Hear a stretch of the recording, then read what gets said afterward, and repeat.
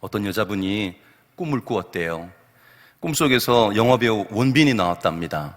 근데 더 놀라운 것은 그 원빈이 자기하고 사귀자는 거예요. 세상에나 이런 횡재가 어딨나 싶었는데, 한편으로는 아니 원빈이 왜 자기랑 사귀자고 하지? 궁금해가지고 왜 나하고 사귀자고 하는 거죠? 무슨 의도죠? 하고 물었답니다. 그랬더니 원빈이 빙그레 웃으면서 꿈이니까 그랬다고 그래요. 원빈은 꿈속에서 우리를 실망시키고, 그렇지만 우리 주님만큼은 우리를 결코 실망시키지 않을 줄로 믿습니다. 주님은 우리의 기쁨과 소망이 되시는 줄 믿습니다. 자, 인사합시다. 주님만이 기쁨과 소망입니다. 자, 엉뚱한 거 꿈꾸지 마시고 꿈에서 빨리 깨시고 주님만 바라보시는 시간 되시기 바랍니다. 한번 따라합시다. 이때를 위함이었구나. 네. 조급한 우리들에게 오래 참고 기다린다는 건 참 어려운 일이죠.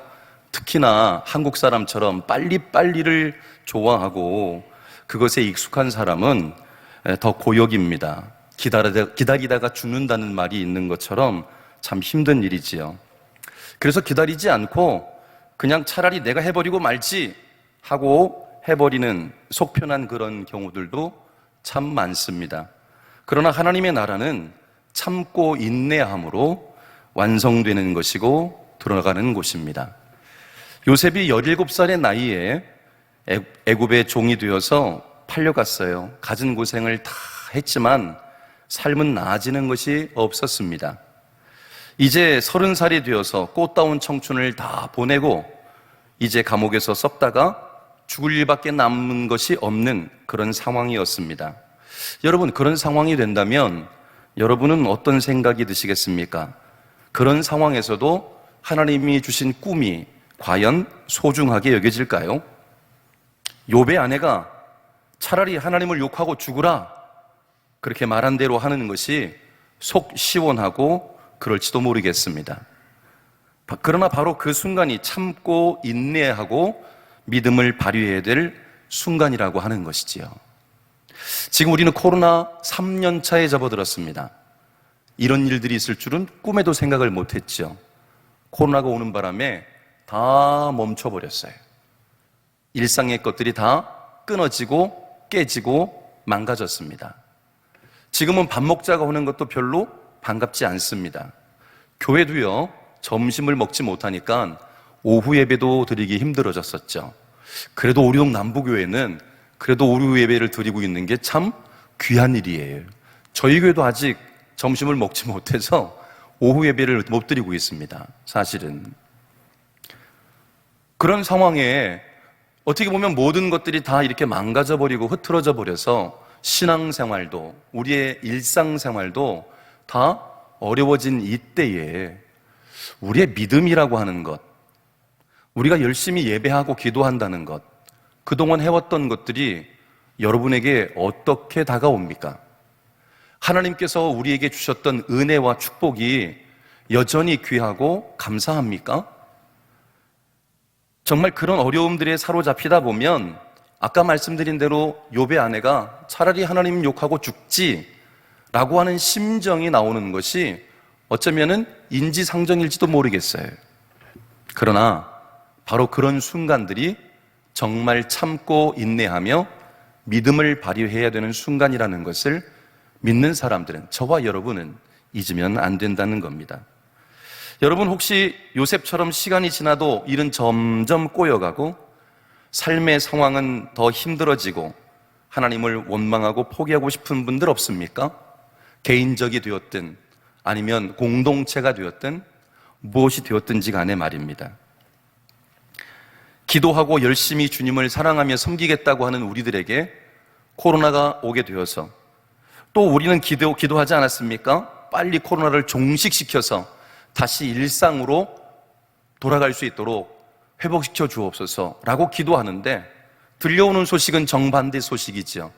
확진자가 5만 명을 넘고 3월 말이면 절정에 접어들게 될 것이라는 이야기를 듣게 되면 참 마음이 무너지게 됩니다. 혹시 그런 소식을 들어가면서 낙심하고 절망해서 뒤로 물러서는 분은 없습니까?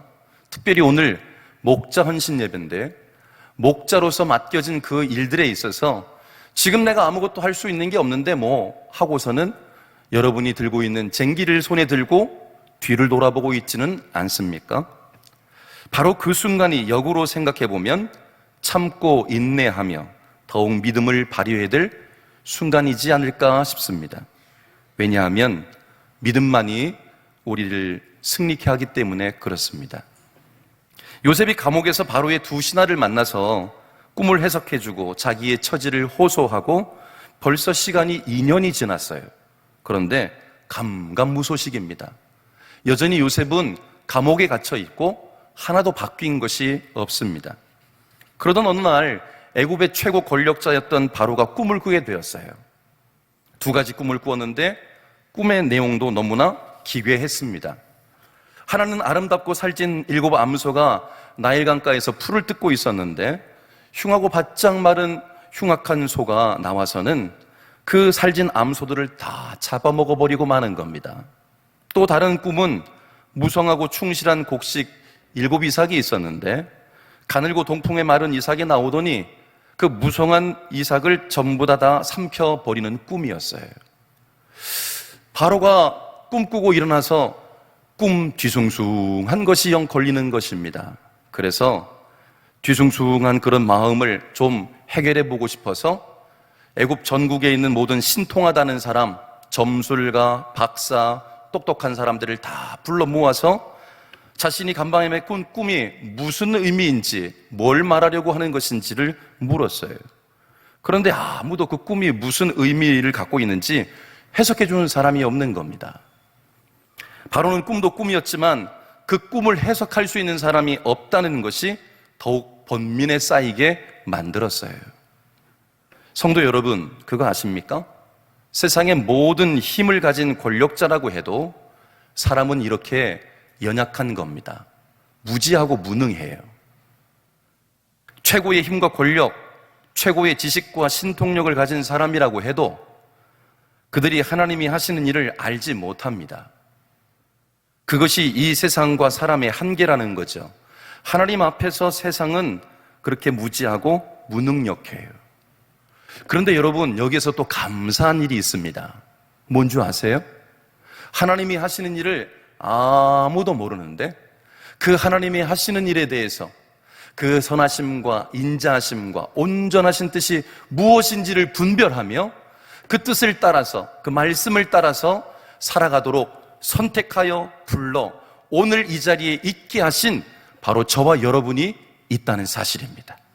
믿습니까? 그런 분들을 일컬어서 교회라고 하는 것이고 그런 분들이 바로 목자이기도 한 거예요. 아무도 몰라요. 세상에 그 누구도 모릅니다. 그러나 우리는 알아요. 하나님께서 우리에게 말씀하세요. 하나님께서 우리에게 나타내세요. 하나님께서 우리에게 보여주세요. 우리가 세상에 있는 권력자나 부자나 아니면 뛰어난 사람보다 더 나은 게 있습니까? 없어요. 그렇지 않아요. 저와 여러분이 하나님 앞에 은혜를 입어서 이곳 교회에 있으니까 그래도 좀 알아주는 거예요. 예? 그래도 여러분이 우리 동 남부교회에 있으니까 이름도 불려지고 또 이름만 불려집니까? 누구누구 장로님, 누구누구 권사님, 누구누구 목자님 그러면서 다들 높여주어서 이름을 불리지. 여러분 동네 나가면 여러분 뭐라고 부릅니까? 아줌마, 아저씨. 그것도 아니면 어이 여보세요, 이봐요.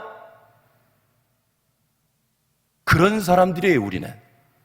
그런데 하나님께서 그런 우리들에게 세상 그 누구도 알지 못하는 것을, 하나님이 하시는 것을, 비밀한 것을, 놀라운 것들을 깨닫게 하시고 알게 하시고 믿음도 주시고 능력도 주시고 할 수 있는 모든 것을 은혜로 다 베풀어 주시고 일하게 하시는 줄 믿습니다.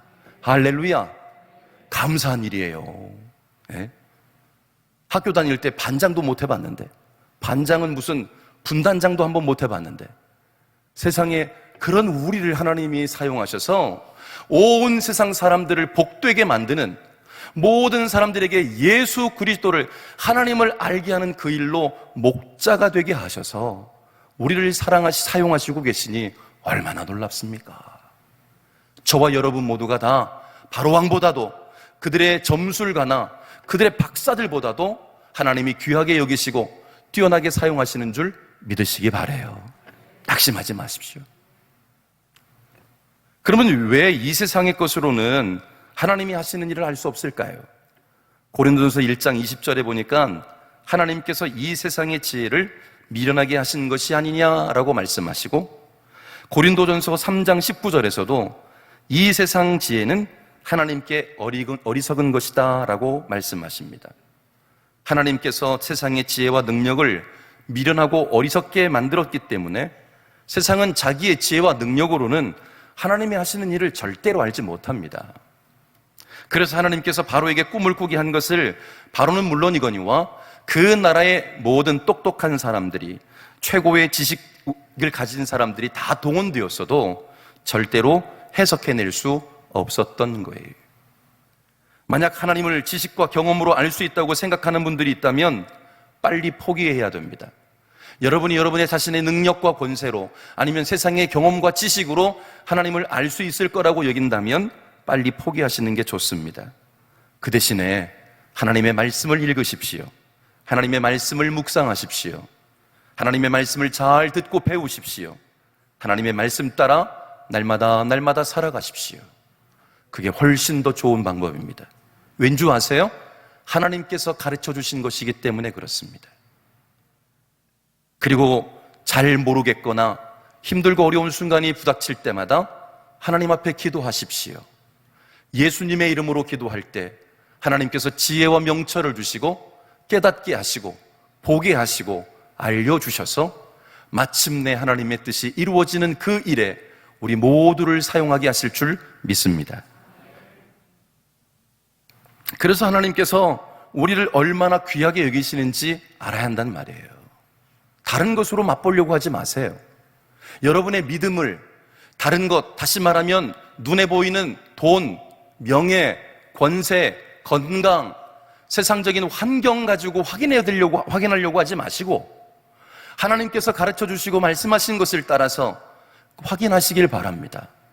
그러면 그것이 우리에게 풍성하게 될 때 세상에 감당할 수 없는 하나님이 주시는 능력으로 여러분이 맡고 있는 목자로서의 역할을, 여러분이 감당할 수 있는 맡겨주신 그 사명과 직분을 감당하게 된다는 것이에요. 그러지 아니하고 내가 세상에 나가서 수고하고 애쓰고 힘쓴 것으로, 그 경험과 지식으로 하나님을 대하려고 한다면 결국 실패하고 말 것입니다. 하나님은 자신의 연약함을 고백하며 하나님을 의지하는 사람에게 자신을 나타내 주시는 분이십니다. 세상의 지식과 경험을 내려놓고 오직 겸손함으로 하나님을 사모하게 될 때 자신을 알려주시는 분이란 말입니다. 오늘 바로 그 하나님을 만나고 알게 되시기를 예수님의 이름으로 축복합니다. 자, 이런 상황이 벌어지자 바로의 술 맡은 관원장이 바로에게 자신이 감옥에 겪었던 일을 이야기하게 됩니다. 자신이 왕에게 죄를 범하고 친위대장의 집에 감옥에 갇혔을 때 친위대장의 노예로 있었던 히브리 청년 하나가 자신이 함께 있었던 그 떡 맡은 관원장과 함께 꿈을 꾸었을 때 해석해 주었던 이야기를 바로에게 들려주게 된 거예요. 2년이라는 세월이 지나도록 잊고 있었는데 그 일을 자기가 섬기는 왕이 꾼 꿈을 아무도 해석하지 못하게 되어서야 요셉이 생각나게 된 것이지요. 그 말을 들은 바로가 요셉을 불러오도록 명령을 내립니다. 요셉이 감옥에서 나오게 되고 바로 앞에 서게 되었어요. 성경은 이런 일을 무엇이라고 부르냐면 하나님의 섭리라고 부릅니다. 섭리란 하나님의 작정과 계획에 따라 일하시는 걸 말합니다. 우리가 원하는 대로, 내가 바라는 대로 되는 걸 하나님의 섭리라고 말하지 않고 하나님께서 작정하시고 계획한 것을 하나님의 때에 이루시는 것을 하나님의 섭리라고 말한단 말이에요. 그래서 성도는, 믿음의 사람들은 하나님의 그 때를 바라보며 그 때를 기다리며 오래 참고 기다리며 말씀에 서서 기도하며 그 하나님의 일하심을 바라보는 사람들인 거예요. 그걸 믿음이라고 말하는 거지, 내가 힘을 주어 믿습니다라고 말하고 내가 원하는 방식대로 내가 원하는 때에 하나님이 일하시기를 기대하는 것은, 그건 하나님이 말씀하시는 믿음이 아니라는 거예요. 어쩌면 우리는 그동안 그런 식의 신앙생활들을 많이 해왔습니다. 그것이 믿음이 좋은 거라고도 여겼죠. 왜요? 열심히 하는 것 같았으니까. 저는 이 코로나 시대가, 코로나를 통해서 하나님께서 그런 모든 것들을 다 멈추게 하셨다고 생각해요. 하나님의 때를 기다리지 못하고, 하나님의 작전과 계획이 이루어질 때를 바라지 못하고, 내가 원하는 때에, 내가 생각하는 때에, 내가 바라는 것들을 하나님이 능력을 발휘해 주시고 하나님이 일해 주셔서, 그래서 내가 이야, 할렐루야, 이렇게 되기를 우리는 그동안 그걸 믿음이라고 생각하고 열심히 해왔다고 생각이 돼요. 그걸 코로나 때문에 멈춰버린 겁니다. 그래서 함께 있었던 것들 속에서 내 믿음이 온전하지 못했음에도 나는 거기에 같이 있으니까 믿음이 좋다고 여겼던 것들을 하나님께서 다 끊어버리시고 각자 다 자가 격리시켜버리시고, 그리고서는 하나님 앞에 내가 진짜 어떤 믿음의 사람인가를 점검하도록 기회를 주셨다는 거예요. 전 코로나를 그렇게 받아들입니다. 아무도 이제는 하고 싶어도 함께 모일 수도 없고 예전처럼 그렇게 확인할 수 있는 방법들이 없어요. 그만큼 때가 가깝다는 뜻이에요. 그만큼 지금 위중하다는 시기인 것입니다. 이제는 정말 자신이 다른 사람과 비교해서 경쟁해서 내가 이 집사보다 낫고, 김 권사님보다 낫고, 그래서 나는 믿음이 좋은 사람이야, 당연히 천국 가겠지 라고 생각했던 것들을 다 끊어버리시고 하나님 앞에 오롯이 서게 하시고 보게 하시고, 나 자신이 정말로 믿음의 사람 맞나? 내가 이런 시국에서도 하나님을 예배하는 자인가? 하나님이 찾으시는 예배하는 자를 찾는다고 그러셨는데 내가 정말로 하나님 앞에 예배하는 자가 맞나? 내 자신, 내 몸으로 살아가는 모든 삶을 하나님 앞에 거룩한 산 제물로 드리며 하나님이 찾으시는 영적 예배를 내가 드리고 있는가? 예배당에 있을 때든지 가정에 있을 때든지 삶의 현장에 있을 때든지 나는 하나님을 오롯이 바라보며 예배하는 자인가? 라고 하는 것을 확인시키려고 하신다는 것이죠. 함께 모여서 기도할 때도 기도했지만 그렇게 하지 못하는 순간에도 내가 항상 하나님을 앙망하며 예수 그리스도의 이름을 부르며 하나님의 나라와 뜻을 구하며 간구하고 있는지, 그런 모든 것들을 점검하도록 하나님께서 코로나를 주셨다고 저는 생각을 해요. 겉으로는 위기죠. 아무것도 바뀐 게 아니라 더 험악해져 버렸습니다.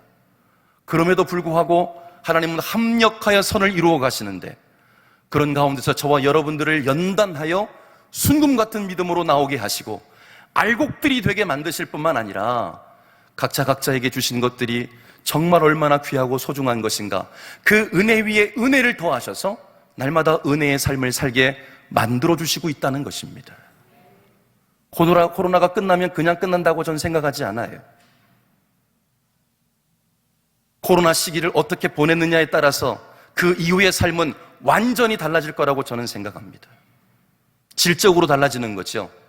양적으로 달라진다는 뜻이 아닙니다. 질적으로 달라진다는 거죠. 하나님의 섭리는 바로 그런 위기 속에서 역사하신다는 거예요. 하나님이 작정하고 계획한 바로 그때에 일하신다는 말입니다.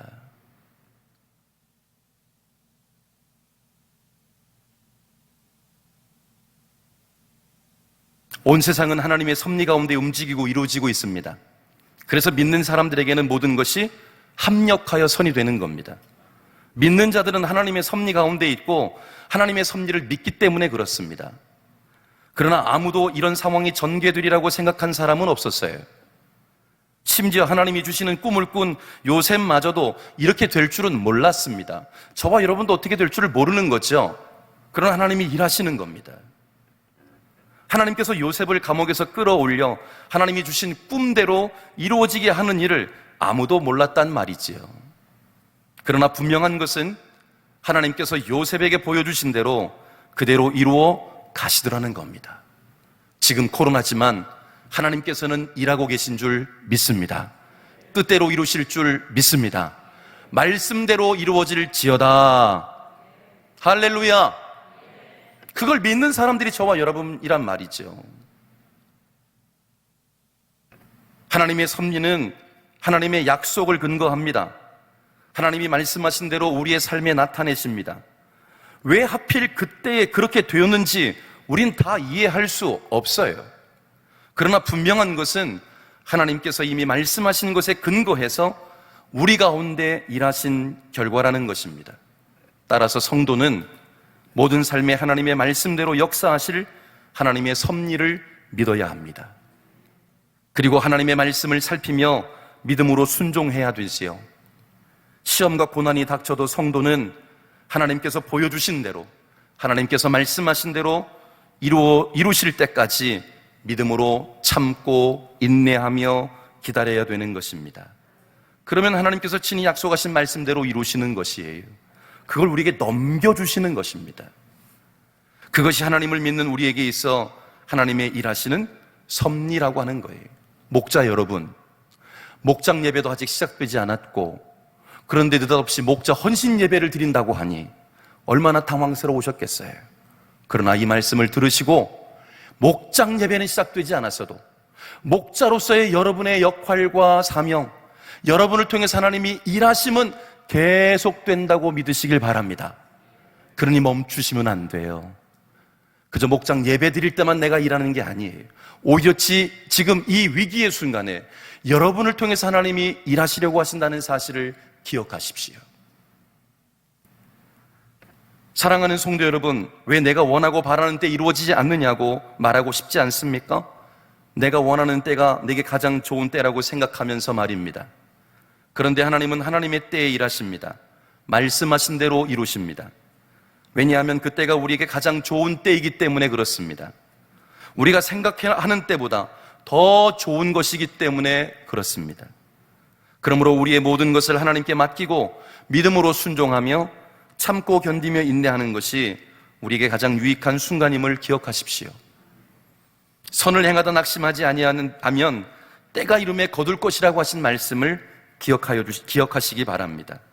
가장 좋은 하나님의 때를 믿음으로 기다리는 복되고 형통한 사람들이 되시기를 예수님의 이름으로 축복합니다. 그러니까 목자들은 지금 가만히 복지부동하고 있으면 되는 순간이 아니라 지금이야말로 주의 뜻을 따라서 주님과 함께 일해야 되겠구나, 그렇게 생각하셔야 되는 거예요. 오래 참고 기다리고 견디면서. 신하의 말을 들은 바로가 사람을 보내서 요셉을 데리고 왔어요.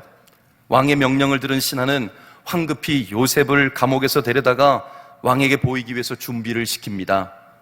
감옥에 들어간 지 몇 년이 되도록 한 번도 깎아본 적이 없었을 수염도 깎고 머리도 깎고 향긋한 향료로 목욕물에 몸을 담가서 깨끗하게 몸도 씻습니다. 더럽고 냄새나는 누더기를 벗기고 깨끗하고 좋은 옷을 갈아입힙니다. 그러는 동안 보디발의 아내도 변했던 모습이 이젠 성숙미까지 더해져서 보디발의 아내도 반했던 그 요셉의 모습이 거기에 이제는 성숙미까지 더해져서 또 멋진 요셉이 되어서 나왔다는 거죠. 13년 동안 고난을 겪으며 앳된 모습은 사라지고 성숙하고 듬직한 30살 청년으로 재탄생이 되었습니다. 그리고 이제 그 요셉이 바로왕 앞에 서게 되었어요. 그것도 애굽에서는 아무도 바로의 꿈을 해석할 수 없어서 바로부터 모든 신하까지 애타는 마음으로 요셉을 기다리고 앙망하는 가운데 요셉이 딱 등장하게 되었습니다. 여러분, 그 상황이 어땠을 것 같아요? 정말 뭐라고 말로 형언할 수 없겠죠? 야, 꿈만 다 같았을 것 같아요. 세상에 이런 일이. 그럴 일을 누가 기대했겠습니까? 아무도 기대 못해요. 지금보다 더 어려운 때입니다. 지금은 신분제라는 게 없잖아요. 물론 뭐 이렇게 정말 어떻게 보면 개천에 용나기 힘들고 어려운 그런 때가 되었다라고 말하지만 옛날에는 더 힘들고 어려운 때입니다. 한 번 노예는요, 죽을 때까지 노예예요. 그냥 영원히 노예인 겁니다. 못 벗어나요. 그런데 그런 노예였던 요셉이 왕 앞에 서게 되었고, 그를 왕부터 시작해서 모든 신하들이, 모든 사람들이 다 앙망하며 요셉만 바라보고 기다리고 있었단 말이에요. 하나님이 어떻게 일하시는지 보시기를 바라요. 요셉이 가나안에 있었더라면 이런 일이 있기나 했겠습니까? 편안히 요셉이 형들과 함께, 가족들과 함께 가나안에서 있었다면 이런 일들이 있었겠냔 말이죠. 형들에게 팔리지 않았다면, 보디발의 집에서 누명도 쓰지 않고 아무 탈도 없이 잘 지냈다면, 그래서 감옥에도 들어가지 않았다면 지금 바로 앞에 설 일이 있었을까요? 그럴 일은 전혀 없었을 겁니다. 요셉의 삶을 역으로 거슬러 올라가면 왜 하나님께서 요셉을 그 모든 고난의 과정을 거치게 하셨는지 그것에 대한 해답이 나옵니다. 그것이 뭔지 아세요? 이때를 위함이었구나. 이때를 위함이었구나.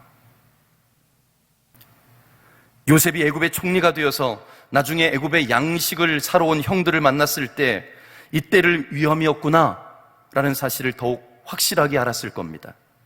그래서 형들에게 자신을 밝히며 말을 하지요. 창세기 45장 1절로 15절 한번 찾아보실래요? 성경을 한번 찾아보십시다. 창세기 45장 1절 말씀부터 15절까지의 말씀, 제가 여러분들에게 읽어드릴 테니까 눈으로 한번 따라 읽으시기 바랍니다. 요셉이 시종하는 자들 앞에서 그 정을 억제하지 못하여 소리질러 모든 사람을 자기에게서 물러가라 하고 그 형제들에게 자기를 알리니 그때 그와 함께한 다른 사람이 없었더라. 요셉이 큰 소리로 우니 애굽 사람에게 들리며 바로의 궁중에 들리더라. 요셉이 그 형들에게 이르되 나는 요셉이라. 내 아버지께서 아직 살아계시니까. 형들이 그 앞에서 놀라서 대답하지 못하더라. 요셉이 형들에게 이르되 내게로 가까이 오소서. 그들이 가까이 가니 이르되 나는 당신들의 아우 요셉이니 당신들이 애굽의 판자라. 당신들이 나를 이곳에 팔았다고 해서 근심하지 마소서. 한탄하지 마소서. 하나님이 생명을 구원하시려고 나를 당신들보다 먼저 보내셨나이다. 이 땅에 2년 동안 흉년이 들었으나 아직 5년은 밭갈이도 못하고 추수도 못할지라. 하나님이 큰 구원으로 당신들의 생명을 보존하고 당신들의 후손을 세상에 두시려고 나를 당신들보다 먼저 보내셨나니 그런즉 나를 이리로 보낸 이는 당신들이 아니요 하나님이시라.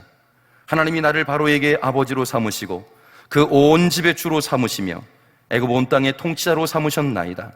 당신들은 속히 아버지께로 올라가서 아뢰기를 아버지의 아들 요셉의 말에 하나님이 나를 애굽 전국의 주로 세우셨으니 지체 말고 내게로 내려오사 아버지 아들들과 아버지의 손자들과 아버지의 양과 소와 모든 소유가 고센 땅에 머물르며 나와 가깝게 하소서. 흉년이 아직 5해가 있으니 내가 거기서 아버지를 복량하리이다. 아버지와 아버지의 가족과 아버지께 속한 모든 사람에게 부족함이 없도록 하겠나이다 하더라고 전하소서.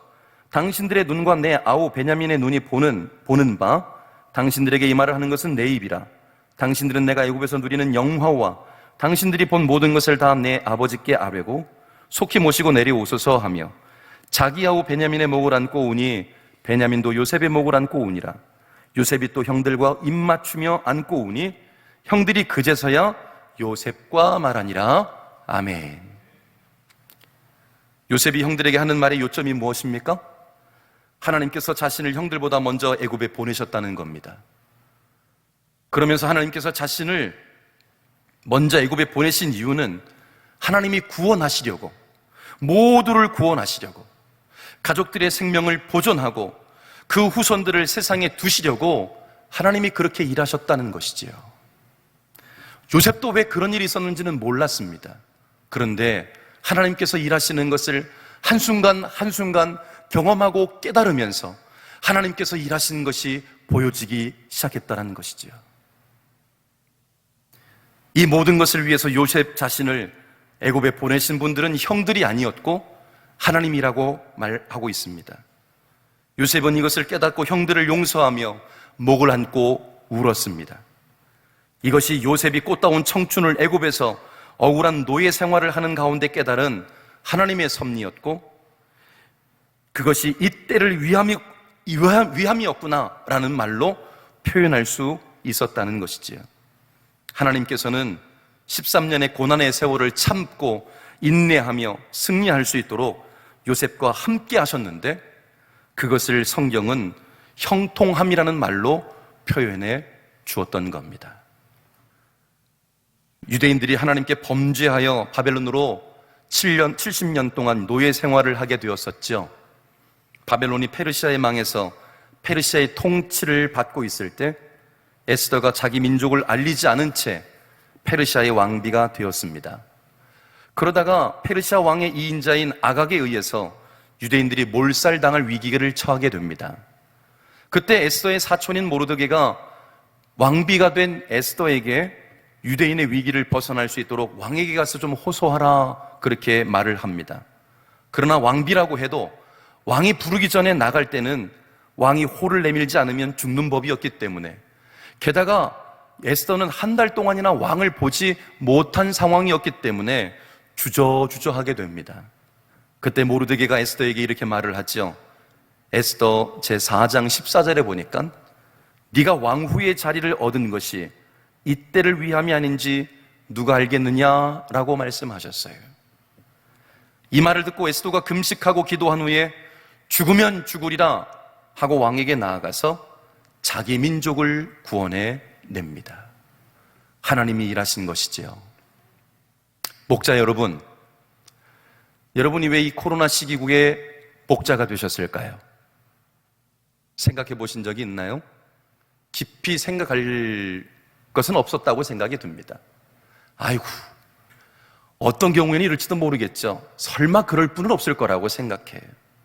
처음에 코로나 1년을 맞았을 때는요, 예배를 드리지도 못하고 다른 모든 활동들이 멈춰지게 된다니까요. 이를 어쩌면 좋나.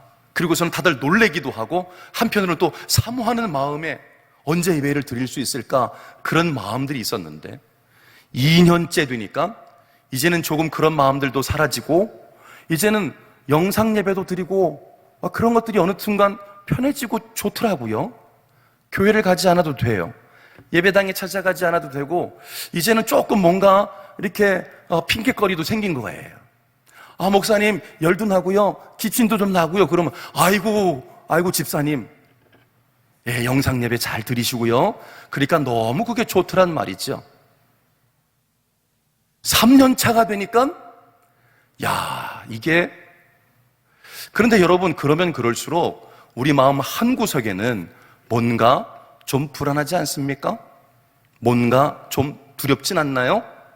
뭔가 좀 이게 비정상 같아 보이진 않나요? 진짜 성도라면 그렇게 느끼셨어야 될 겁니다. 이건 우리에게 유익한 것이 아니구나, 다. 이 코로나 때문에 여러분이 맡고 있는 영혼들을 향한 하나님의 사랑과 구원이 멈춰버리진 않았습니까? 여러분 인생의 어느 것 하나도 하나님께 헛된 것은 아무것도 없습니다. 본래 우리는요, 인생 자체가 하나님을 떠나서 범죄하여 죄인된 그 후의 삶은요, 헛됨입니다. 공허라는 말로 쓰기도 하죠. 전도서 1장 2절에서는 그것을 이렇게 표현합니다. 저는 그것을 인생의 정의라고 말하는데, 우리 인생의 정의는 헛되고 헛되며 헛되고 헛되니 모든 것이 헛되도다, 여기에 지나지 않는다고 생각합니다. 우리가 아무리 육신의 것을 가지고 이렇게 저렇게 만들어보고 애를 쓰고 힘을 써도요, 결국 죽음이라고 하는 것과 함께 헛됨으로 끝나버립니다. 많은 사람들은 자기 이름을 남기고 뭔가 세상에 남길 것이라고 생각하고 남기려고 해도 많이 쓰지만, 그러나 여러분, 한 세대, 두 세대 정도만 지나면 여러분을 아는 사람은 이제 거의 없어질 겁니다. 한 세 세대 정도 그렇게 되면 여러분이 누군지도 모르고요, 흔적도 없어요. 한마디로 말하면 정말 없음입니다. 아무것도 아니구나. 네? 허무함입니다. 그것이 인생이에요. 그런데 우리가 왜 그렇지 않은 줄 아십니까? 예수 그리스도로 말미암아, 영생이신 예수 그리스도, 모든 것 되신 예수 그리스도로 말미암아 거듭나 새 사람 된 저와 여러분은 하나님 앞에 없음이 아니라 있음입니다. 하나님이 영원히 계신 것처럼 우리도 영원히 있는 줄 믿습니다. 하나님께서 살아계신 것처럼 우리도 그 안에서 살아있는 줄 믿습니다. 그래서 우리는 어떤 사람들이 되었느냐? 먹든지 마시든지 무엇을 하든지 다 하나님이 영광을 받으시는 사람들이 되었단 말이에요. 그러니 목자 여러분, 여러분들이 하고 있는 모든 삶은 내가 보기에도 에휴 뭐 별것도 없어 보이는데 그저 일상의 삶이고 평범하고 아무도 아는 사람 없고 알아주지도 않고 내가 보기에도 그리 대단해 보이지 않아도 하나님만큼은 그렇게 보시지 않는 줄 믿으시기 바랍니다. 여러분의 삶은 이제 더 이상 허무하지 않아요. 여러분의 삶은 복됩니다. 여러분의 삶은 하나님의 기쁨이란 말이죠. 그런 여러분에게 왜 왕같은 제사장으로 여러분을 목자로 만드셔서, 목자는 예수님에게 쓰는 말이었습니다. 나는 선한 목자라. 그 예수님을 따라 여러분을 왜 목자라고 하는 그 자리에 두셔서 목자로 삼아 그 일을 하게 하셨을까요? 그것도 이 코로나 시국에 옛날처럼 정말 모든 환경과 상황이 다 편하고 얼마든지 할 수 있고 문제가 없는 그때가 아닌, 정말 모든 것이 다 끊어져 버리고 모두가 더 어려워진 그런 환경과 상황 속에서 왜 여러분을 그 목장을 담당하는 목자로 삼으셨을까라고 하는 것입니다.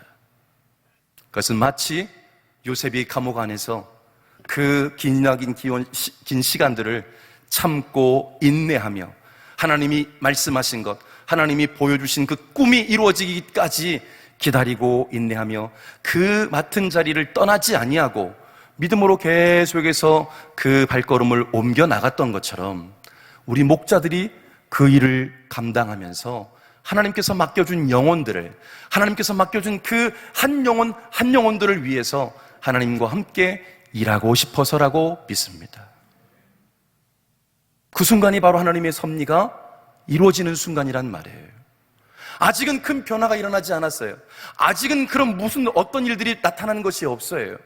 여전히 여러분은 마치 요셉이 덥수룩한 수염에 길게 자란 머리카락이 산발이 되어져서 볼품이 없는 것처럼 보이는 그런 순간일지 모르겠지만, 그럼에도 하나님은 그 순간들을 성경에서 뭐라고 말했냐면 요셉이 형통하였더라 라고 말해주면서 그 순간에 하나님이 함께 하시고 계시고, 그 순간에 하나님이 일하고 계셨고, 그 순간에 하나님이 말씀하신 것을 이루고 계셨다는 것을 보여주고 있단 말입니다. 그러니 목자 여러분들, 여러분에게 부탁드리고 싶습니다. 코로나 시국이라고 복지부동하지 마시고 그냥 꼭꼭 숨어라 머리카락 보인다 그렇게 숨지 마시고, 여러분에게 맡겨진 영혼들, 목사님이 지시하지 않아도, 목사님이 좀 전화도 좀 하시지요, 신방도 좀 하시지요, 좀 살펴주시지요, 그렇게 말하지 않아도 여러분의 마음속에 품은 그 한 영혼 한 영혼을 떠올리며 기도하실 뿐만 아니라 그들을 전화도 하고 카톡도 보내고 문자도 날리고 안 되면 마스크 쓰고 찾아가고 얼굴을 보고 대하고 그들의 영혼의, 그들의 신앙의 상태, 모습을 살피면서 요셉이 모든 것을 품고 그리고서는 용서하며 사랑하며 울었던 것처럼 주님의 사랑을 여러분을 통해서 그 사랑하는 영혼들에게 나타내시고자 그렇게 여러분을 목자로 삼으신 것이라고 믿습니다. 그런 여러분, 얼마나 놀라운 일을 감당하고 있는지 아셔야 됩니다. 아무도 할 수 없는 일, 바로 왕도 할 수 없었고 바로의 신하들, 그 능력자들도 할 수 없었던 것을 바로 저와 여러분을 통해서 하나님께서 일하시고 계신다는 거예요. 그러니 눈물로 씨를 뿌리며 그리고 감당해내시길 예수님의 이름으로 부탁드립니다. 눈물로 씨 뿌리는 것은 힘듭니다. 누가 알아주는 것도 아니고요, 무슨 보상이 있는 것도 아닙니다. 그러나 한 가지 주님은 아십니다. 그리고 주님께서 그 눈에서 눈물을 닦아주시고 고통을 제거하시고 기쁨으로 단을 거두며 즐거워하게 하실 것이라고 말씀해 주셨습니다. 그때까지 믿음의 주 예수 그리스도를 바라보며 참고 인내하며 여러분에게 맡겨준 것을 감당하실 수 있기를 바랍니다. 주님께서 맡겨주신 영혼들의 믿음과 구원을 위해서 예수님과 함께 십자가를 지십시오. 목자는 그냥 뭔가 내가 성경을 가르쳐주고 아니면 그냥 전화만 하고 하는 것이 목자의 역할이 아니고요. 성경에서 목자이신 예수님이 보여준 목자의 역할은 이런 겁니다. 요한복음 10장에 가서 보면 예수님께서 뭐라고 말하냐면 나는 양을 위하여 목숨을 버리노라 라고 하시는 거예요. 그것이 목자가 하는 일인 겁니다. 그걸 오늘 말씀에 빌어서 하면 참고 인내하고 견디는 시간이란 말이죠. 누가 돈 주는 것도 아닌데 그런 일을 하겠습니까? 세상은요, 동전 한 입 안 주면 움직이지 않아요. 예? 제가 지난해에 사택 공사가 좀 있어서 사람들을 썼거든요. 돈 주니까 열심히 하더라고요. 돈 주면 열심히 해. 돈 안 주니까 그 순간 싹 바뀌어버려요. 그 순간 싹 바뀌어버리더라고요. 안 움직여. 안 치워요. 어떻게 해요? 돈 좀 아끼려고 하니까 내 손으로 해야지. 세상은 그런 거예요. 그러나 주님의 일꾼들은 돈 때문에 하는 게 아닙니다. 명예 때문에 하는 거 아니에요. 나 알아주니까 하는 게 아니라 나를 사랑하셔서 나를 위하여 자신을 내어주신 예수님의 그 사랑과 하나님의 은혜가 너무너무 크고 감사해서 그 은혜가 너무너무 커서 그 은혜에 감격하여 그 일을 감당하는 사람인 줄 믿습니다. 그것이 축복이에요. 그렇게 하고 있는 것이 축복이에요. 목자들은 바로 그 일을 하는 겁니다. 그것이 언젠가는 다 끝나게 될 거예요. 그러니 부지런한 열심을 품으시고 주님을 섬기십시오. 여러분에게 맡긴 것을 위해 죽도록 충성하십시오. 그러면 주님께서 말씀하실 겁니다. 잘하였도다 착하고 충성된 종아, 내가 내게 많은 것으로 맡길 터니 내 주인의 즐거움에 참여하거라.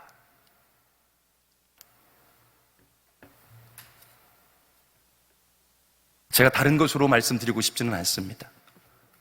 그것이 저를 통해서 오늘 여러분에게 주시는 하나님의 말씀인 줄로 믿고, 아까 우리 장로님께서 기도하시더라고요. 제가 즐겨 쓰는 말을 쓰시더라고요. 착하고 좋은 마음으로 받아서 인내하면 결실한다고 주님이 말씀하시더라고요. 그렇게 결실하시는 목자들이 되시길 예수님의 이름으로 축복합니다. 우리 오리동 남북의 모든 믿음의 형제와 자매들이 되시기를 예수님의 이름으로 축복합니다. 기도하시겠어요?